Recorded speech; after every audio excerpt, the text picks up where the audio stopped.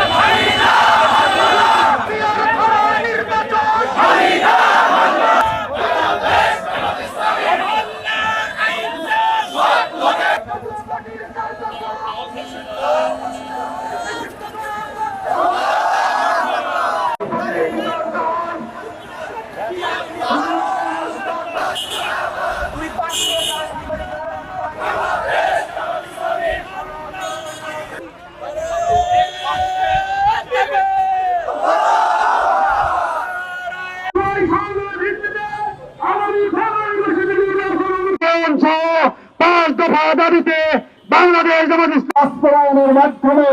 আমরা এই দেশের ভোটাধিকার 24-এর গণ অভ্যুত্থানের পরেই আমাদের সমাজে আমাদের দেশে এবং জাতির ভিতরে যে সমাজ আজকে বাংলাদেশের কিছু উপযোগী নতুন স্বাধীনতা অর্জন করেছি, স্বৈরাচারী সরকারের পতন ঘটিয়েছি। আগামী নির্বাচনে আমরা যতটুকু নির্বাচন আমরা এদেশে জনগণ দেখতে চাই না। আগামী নির্বাচন বাংলাদেশের রাজনৈতিক মানুষকে সাথে নিয়ে এসেছে সকল দলের অংশগ্রহণ নির্বাচন। সুতরাং আমরা সরকারকে বলতে চাই, আসুন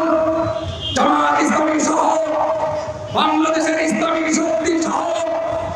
আরো যে সমস্ত গণতান্ত্রিক আন্দোলন আছে